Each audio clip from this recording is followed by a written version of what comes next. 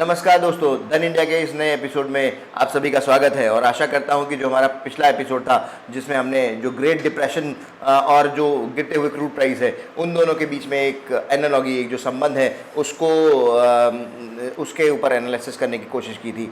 और मैं ये मानता हूं कि ये जो नया लॉकडाउन है जिसको आज फिर से 2 हफ्ते के लिए बढ़ा दिया गया है, इसमें आप अपने घरों में ही स्वस्थ रहें और इस महामारी का हम सबको मिलकर ही मुकाबला करना है।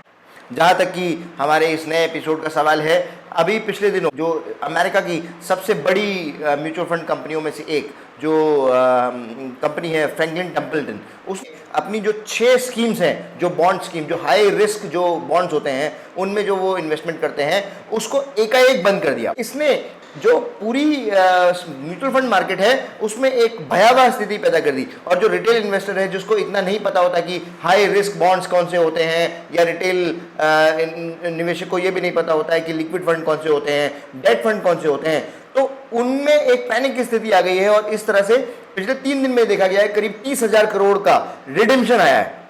और यह स्थिति कहीं ना कहीं सरकार को भी पता थी, आरबीआई को भी पता थी। तो आरबीआई ने तुरंत 24 अप्रैल को ही एक ऐसी घोषणा की जिससे कहीं ना कहीं जो कॉन्फिडेंस है, जो ट्रस्ट डेफिसिट बन गया है, उसको थोड़ा सा पाटने की कोशिश की। लेकिन क्या इससे स्थिति बदल गई है? क्या जो रिटेल इन्वेस्टर है उसको अब बिल्कुल घबराने की ज़रूरत नहीं है, क्योंकि उसने एक हार्ड एंड मनी लगा रखी है? सरकार को ऐसी स्थिति में क्या करना चाहिए, आरबीआई को कैसी स्थिति में क्या करना चाहिए? इसीलिए हमने आज अपने एक एक्सपर्ट उनको इस चीज़ के लिए बुलाया है। हमारे साथ हैं आज फाइनेंशियल एडवाइज़र और चार्टर्ड अकाउंटेंट शिवकांत वैश्य जी। हम उनसे बात करेंगे, हम उनसे जानने की कोशिश करेंगे कि इस समय रिटेल इन्वेस्टर को क्या करना चाहिए। शिवकांत जी, आपका इस धन इंडिया के एपिसोड में हार्दिक स्वागत है। और जैसा कि हम देख ही रहे हैं कि आज लॉकडाउन फिर से 2 हफ्ते के लिए बढ़ा दिया है, तो आर्थिक मोर्चे पे कहीं ना कहीं आप देखें तो एक समस्या हमें दिखाई पड़ती है। और जैसा कि हम अपने दर्शकों को भी बता रहे थे कि जो 23 या 24 तारीख को एक समस्या आई म्यूचुअल फंड, खासकर म्यूचुअल फंड क्षेत्र के अंदर, जिसमें फ्रैंकलिन टेम्पल्टन जो अमेरिका की एक बहुत बड़ी म्यूचुअल फंड कंपनी है और जिसका भारत में भी काफी स्टेक है, उन्होंने एक अपनी 6 स्कीम्स जो है वो एब्रप्टली बंद कर दी। तो इस बारे में आपका क्या मानना है? पहले तो कि ये जो हमारे दर्शकों को ये बताएं कि ये जो फियास्को हुआ है, जिसको एक क्राइसिस बोला जा रहा है, इसका उनकी जिंदगी के ऊपर क्या असर पड़ता है? एक्चुअली धन्यवाद मुझे बुलाने के लिए। एक्चुअली जैसा आपने बताया कि फ्रैंकलिन टेम्पल्टन ने कुछ अपने करीबन 6 फंड्स को स्टॉप किया है, तो वो उसी वजह से मार्केट में थोड़ा सा डिस्टर्बेंस है। और जो आपने दूसरी बात बोली कि ये 23 अप्रैल को हुआ था और कि ये रिटेल इन्वेस्टर्स को कैसे इम्पैक्ट करेगा, तो या इन्वेस्टर्स को कैसे इम्पैक्ट करेगा अगर वैसे लें। अब ये सिचुएशन है, कोविड की सिचुएशन भी आपने बताई, जिसकी वजह से मार्केट लॉकडाउन चल रहा है। तो उसमें एक्चुअली क्या है कि इंडिया में करीब 8 करोड़ रिटेल इन्वेस्टर्स हैं जो म्यूचुअल फंड्स में इन्वेस्ट करते हैं, रिटेल इन्वेस्टर्स। तो उस हिसाब से अगर देखें तो ये एक बहुत मेजर कंसर्न होनी चाहिए किसी के लिए भी, आपके लिए, हमारे लिए। जो भी इन्वेस्टर है, जो एक पर्टिकुलर पर्सन है जो थोड़ा इन्वेस्ट करके अपनी लाइफ को बनाना चाहता है, तो उसके लिए एक कॉज ऑफ कंसर्न है कि ऐसे टाइम जहाँ बहुत ज़्यादा ज़रूरत है हमें एक सिक्योरिटी की, ऐसे टाइम कुछ ऐसी न्यूज़ आई है। क्योंकि कोई भी चीज़, अगर आप भी एक्सपीरियंस है आपको, कोई भी चीज़ जब शुरू होती है तो शुरुआत में छोटी नहीं होती, फिर अगर उस समय उस पर कंसर्न करी जाए तो वही शायद समय के साथ बढ़ जाती है। इसलिए बहुत ज़रूरी है कि इस चीज़ को अभी समझा जाए, उनको बताया जाए और गवर्नमेंट उस पर अपने रिएक्शंस या एक्शंस प्रॉपर्ली करे। ये अगर जो खबर आई और जो ये कदम फ्रैंकलिन टेम्पल्टन ने एकाएक उठाया, ये अगर नॉर्मल सर्कमस्टेंसेस में आता तो मुझे लगता है कि ना तो इस पे हम डिबेट कर रहे होते और ये इतना बड़ा इशू भी नहीं बनता। बट ये ऐसे समय पे आया है जब पूरी दुनिया, मतलब सिर्फ देश ही नहीं, पूरी दुनिया एक पैंडेमिक, एक महामारी से जूझ रही है। दूसरा, इसका इकोनॉमिक इम्पैक्ट बहुत ज्यादा आ रहा है। टोटल जो इंडिया में 9 करोड़ जो जिसे कहते हैं फोलियो है म्यूचुअल फंड के, जिसमें से 8 करोड़ फोलियो सिर्फ रिटेल इन्वेस्टर के। दैट मींस कि जो एक हार्ड अर्न मनी लोगों की है वो वो पूरी की पूरी वो फिर भी शिद्दत से पिछले 20-30 सालों से, और जैसा कि सरकार ने भी एक नारा चलता है कि सोच कर समझ कर इन्वेस्ट कर, तो वो इतना एग्रेसिव एडवर्टाइजिंग है, उस एडवर्टाइजिंग की वजह से और एक कहीं ना कहीं सिक्योरिटी होने की वजह से लोगों को लगता है कि मेरा पैसा एफडी पे तो सिक्योर था ही, यहाँ भी सिक्योर है, लिक्विडिटी भी इसकी अच्छी है, रिटर्न भी अच्छा है, तो उन्होंने इसमें लगाया। जब बाजार में कोई ऐसी न्यूज आती है तो एक ट्रस्ट डेफिसिट कहीं ना कहीं बन जाता है। उसको आप कैसे देखते हैं? ये बिल्कुल सही बात है। अगर आप उस हिसाब से वैल्यू के हिसाब से भी देखें, तो approximately 12.5 13% total of the GDP जिसकी हम बात कर रहे हैं, जिस पे इफेक्ट की बात कर रहे हैं, जहाँ इन्वेस्टमेंट हुआ है। तो अगर उसको लेके चले तो डेफिनेटली जो छोटा इन्वेस्टर है जिसने थोड़ा-थोड़ा करके इन्वेस्ट किया होगा और वो वैसे भी एक महामारी की मार को झेल रहा है, उसको फंड चाहिए, उसका बिज़नेस अनसर्टेन है, फ्यूचर में कब शुरू होगा तो रिस्पॉन्स कितना होगा, गवर्नमेंट का क्या सपोर्ट होगा, मार्केट कितना अपने आप को संभालेगी। उस समय अगर ऐसी कोई न्यूज़ आती है तो डेफिनेटली जहाँ पे प्रॉब्लम है, इमरजेंसी है, तो there will be a trust deficit जो आपने बोला, बहुत बड़ा ट्रस्ट डेफिसिट होगा, लोगों में पैनिक आएगा। तो उस वजह से मुझे लग रहा है बहुत एक साइड पे भी इम्पैक्ट करेगा, लॉन्ग टर्म भी देखें तो एक बार अगर साँप गिरती है तो उसको दोबारा मार्केट को उस पर्टिकुलर कहते हैं प्रोडक्ट को बनाने में फिर कितना टाइम लगेगा, जबकि ये सिक्योर इन्वेस्टमेंट कहा जाता है। Debt fund are known to be the more secure thing. वहाँ पे अगर कोई ये कहे कि अभी हम आपको नहीं दे पाएँगे, in the time of need आपको हम नहीं प्रोवाइड करेंगे, तो इससे बड़ा, इससे डिफिकल्ट सिनेरियो किसी इन्वेस्टर के लिए जिसने थोड़ा-थोड़ा पैसा लगाया होगा, मुझे नहीं लगता कि हो सकता है। ये बहुत डिफिकल्ट टाइम है। बिल्कुल, जो आप कह रहे हैं वो बाजार में देखा भी जा रहा है, और पिछले 3 दिनों में ही 30,000 करोड़ के आसपास का जो रिडेम्पशन है, तो एक ऐसा तबका जो नौकरी पेशा है, वो मिडिल क्लास ने अपनी हार्ड अर्न्ड मनी इसमें लगाई है। वो ये नहीं देखता कि मैंने इक्विटी फंड में लगाया है, कि मैंने डेट फंड में लगाया है।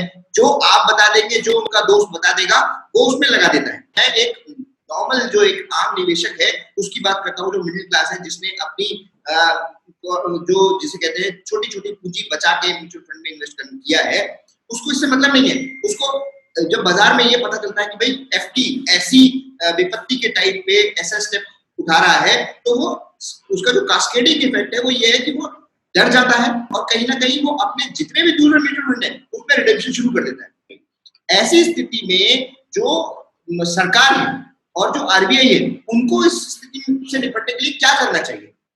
सरकार आरबीआई, देखिए फर्स्ट रिएक्शन तो आरबीआई का आपको पता होगा कि उन्होंने क्या किया। उन्होंने कुछ इक्विटी इन्फ्यूज करी है, उसने ट्रस्ट करके लगातार इस पर्टिकुलर मार्केट में इन्वेस्ट किया। आप अगर इसको उठाएं पीछे के उससे कि 10 लाख करोड़ करीब था जब 2014 की बात करें, उसके बाद बढ़ते बढ़ते ये 26-27 लाख करोड़ तक इन्वेस्टमेंट गया, क्योंकि लगातार इसको market as a product mutual fund company as well as government as well as mutual fund governing body सब ये कह रहे हैं, लगातार जो स्मॉल इन्वेस्टर है उसको बता रहे हैं कि यहाँ आप लगाइए, आपका पैसा सिक्योर है।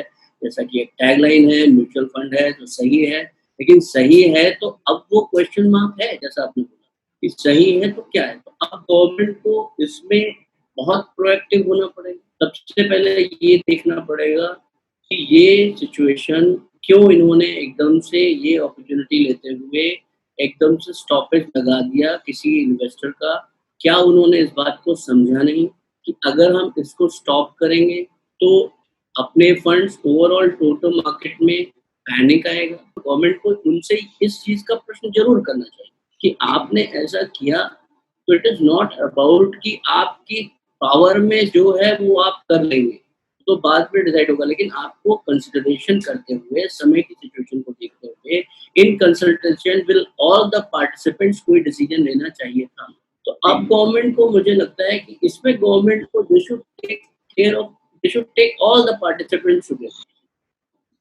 इसमें मैं थोड़ा सा आपको टोकना चाहूंगा कि जैसा आपने भी बताया, आपने अभी बताया कि आरबीआई ने पहला कदम लिया है, तो वो ठीक है कि आरबीआई ने 50,000 करोड़ का एक विंडो, जैसे ही उनको ये स्थिति समझ में आई और उनको ये समझ में आया कि इसका इम्पैक्ट बहुत बड़ा हो सकता है बाजार में, तो उन्होंने दूसरे दिन ही बहुत अच्छा है कि उन्होंने प्रोएक्टिव स्टेप लेते हुए 50,000 करोड़ का एक विंडो दिया। वो 50,000 करोड़ का विंडो अगेन अगर आप देखिए तो वो स्थिति बैंकों की तरफ से आने वाली है कि बैंक ही म्यूचुअल फंड इंडस्ट्री को देंगे, क्योंकि डायरेक्टली आरबीआई तो म्यूचुअल फंड के साथ डील कर नहीं सकता। उस स्थिति में अभी तक ये देखा गया है कि बैंक उतने ज्यादा उत्सुक नहीं है, क्योंकि म्यूचुअल फंड में उनके अपने अपने बहुत मजबूरियां हो सकती हैं। ऑलरेडी वो एनपीए बढ़ते हुए एनपीए और ये लॉकडाउन से टूटी हुई कंपनियों के गिरते हुए जो रिटर्न्स हैं और जो सारी चीजें उससे जूझ रहे हैं। ऐसी स्थिति में क्या आरबीआई को अब कुछ नया स्टेप लेना पड़ेगा? बिल्कुल सर, स्टेप्स तो लगातार आरबीआई को लेने ही लेने। जैसे कि अगर गवर्नमेंट इस जो फ्यूचर में जो लॉस हो सकता है क्योंकि इकोनॉमी फाइनल नहीं है, तो कोई एक स्पेशल पर्पस व्हीकल या इस तरीके से कोई या अपने ही कंट्रोल में ले ले, कुछ हो जो हिट वो हो, जो बैंक्स को थोड़ा सा एक ये लगे कि हमको वो हिट नहीं आएगा, वो हिट आरबीआई या गवर्नमेंट को ले। अगर कोई लॉस होता है फ्यूचर में, इकोनॉमी का ये पोजीशन है, इन्वेस्टर को भी उस चीज को लगे कि एक गवर्नमेंट हमारा लॉस लेगी तो they will have more trust. जो आपने ट्रस्ट डेफिसिट की बात करी, तो शायद ये एक तरीका हो सकता है। अगर नॉर्मल अगर मान लीजिए मैं और आप में से कोई रिटेल इन्वेस्टर फ्रैंकलिन टेम्पल्टन के फंड में अगर उसने पैसा इन्वेस्ट किया हुआ है, तो उसकी स्थिति क्या है? उसको कब तक ये पैसा मिल सकता है? इस पे तो हमें और आपको कोई डाउट नहीं होना चाहिए कि this is a crisis situation. अगर इस क्राइसिस सिचुएशन में ऐसा सिनेरियो आता है जिस समय के लिए वो इन्वेस्टर जिसने मन बनाया कि मैं इन्वेस्ट करता हूँ, और उस क्राइसिस सिचुएशन में आप सबसे पहले आप यही कहते हैं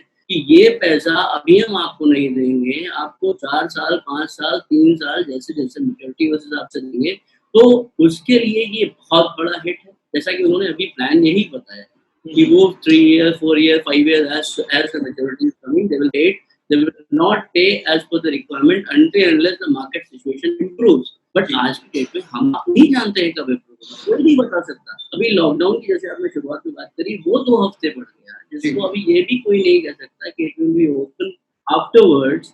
तब उस सिचुएशन में इतना ज्यादा अनसर्टेनिटी के सिनेरियोज में उनको जो धकेला है, ये मेरे तरफ से बिल्कुल अच्छा नहीं है। मुझे तो ये सोच के बहुत आश्चर्य है कि 24-25 लाख करोड़ रुपए म्यूचुअल फंड में लगे हैं। वो भी ज्यादातर जो है वो मिडिल क्लास का ही लगा है, जो हम लोगों की एक रिटेल इन्वेस्टमेंट है। तो आज की स्थिति को देखते हुए जो फ्रैंकलिन टेम्पल्टन का हो गया है और जो आरबीआई कदम उठा रहा है, सरकार ने प्रोएक्टिवली कदम उठाने की बात की है और उठाया भी है और एक विंडो दिया है। म्यूचुअल फंड इन्वेस्टर को आप क्या सलाह देंगे? अगर मैं एक रिटेल इन्वेस्टर हूं तो क्या आपका क्या सलाह है? क्या उसको पैनिक करना चाहिए या उसको इस पे बने रहना चाहिए? देखिए, पैनिक किसी सिचुएशन का सोल्यूशन तो नहीं है जी, क्योंकि पैनिक अगर करेंगे तो मार्केट शायद थोड़ा सा किसी भी सिचुएशन में, पैनिक सिचुएशन जैसे कोविड में भी हम लोगों ने अगर पैनिक करेंगे तो will not be able to get through. लेकिन ये जरूर है कि हमें रिटेल इन्वेस्टर को जितना जरूरत हो उस हिसाब से ही केवल अपने मैच्योरिटी पे जाना चाहिए जो अदर फंड्स होते हैं, क्योंकि फिर अदर फंड्स भी जैसे आपने बताया कि अदर फंड्स में भी रिडेम्पशन स्टार्ट हो गया है, तो वो उसके स्पिलओवर इफेक्ट्स जो आएंगे उसको कंट्रोल करने के लिए रिटेल इन्वेस्टर को जो नीडेड है अभी भी अपनी पुरानी स्ट्रेटजी के हिसाब से ही रिडेम्पशंस करने चाहिए। मैं तो मानता हूँ कि this government is very much into the favour of setting things right, तो ये कुछ ना कुछ रास्ता निकालेगी। एज अ रिटेल इन्वेस्टर हम एक कंसेंसस बना सकते हैं, गवर्नमेंट चूंकि बात सुनेगी तो हमें उस तक वो बात को पहुंचाना है हमारे माध्यम से, आपके माध्यम से, और गवर्नमेंट चूंकि पूरी तरीके से इस पे साथ है इन्वेस्टर को, उसने हमेशा रिटेल इन्वेस्टर्स के बेनिफिट्स को देखा है, तो हम एक्सपेक्ट कर सकते हैं कि वो जरूर कोई ना कोई पॉलिसी लेके आएगी। ये जो महामारी है, वैसे भी लॉकडाउन 2 हफ्ते के लिए बढ़ा दिया गया है, उसमें जो आर्थिक स्थिति है, अगर आप संक्षेप में बता सकते हो हमारे जो दर्शक हैं उनको कि जो ये स्थिति है, इस स्थिति का आर्थिक तौर पर क्या इम्पैक्ट पड़ेगा और भारत की जो इंट्रिंसिक जो एक स्ट्रेंथ बोली जाती है, इंडिया स्टोरी बोली जाती है, वो कितनी रोबस्ट है आर्थिक तौर पे कि हम इस पे वापस आ सकते हैं और हमें इस महामारी से निपटने के बाद हमारी अर्थव्यवस्था, जिसके ऊपर काफी संदेह व्यक्त किया जा रहा है कई लोगों के द्वारा, वो फिर से वैसी हो जाएगी। जैसा हमेशा से कहा गया है कि हेल्थ इज वेल्थ, तो पहली वेल्थ लेके चलें अपनी हेल्थ। तो पहले हम इसको हमें इसको बनाना है और बचाना है। उसके बाद डेफ़िनेटली मेरा पूरा भरोसा इकोनॉमी में है। ये अलग बात है कि अभी जब कितने समय में इसका सॉल्यूशन आएगा इस प्रॉब्लम का, ये शायद सर्टेन नहीं है। तो इस वजह से अभी कोई टाइमलाइन दे पाना कि कब क्या इम्प्रूवमेंट आएगा, कितना समय लगेगा, लेकिन इतना मेरा पूरा भरोसा है कि इम्प्रूवमेंट इकोनॉमी हमारी इस पर्टिकुलर प्रॉब्लम्स को सँभल पाएगी, इससे उभर पाएगी। और जिस स्ट्रेंथ को पूरा दुनिया भी शायद देखता है कि एक कंज़म्पशन, हमारे पास एक कंज़म्पशन का स्ट्रेंथ है। तो जी। उस वजह से हम, और वही हमारे पास लेबर का भी स्ट्रेंथ। तो अगर उनको दोनों को हमने बचा लिया, ने जो हमें जो सप्लाई चेन है, इस समय गवर्नमेंट को काम करना चाहिए बेसिकली कि जो सप्लाई चेन है, उसको मेंटेन करना आज की डेट में सबसे ज़रूरी है। जो रिक्वायरमेंट हो, जो भी गवर्नमेंट को स्टेप उठाने हैं, वो सारे फर्स्ट थिंग फर्स्ट कि supply chain, factories and the production जहाँ भी हो रहा है, उसको हमें सँभालना है। जब एक बार हम अपने प्रोडक्शन को सँभाल लेंगे, तो हमारे देश के जो भी ट्रेडर्स हैं, मुझे पूरा भरोसा है कि वो बहुत स्ट्रॉन्ग हैं, they are very capable of picking this economy. ऐसा मुझे जी।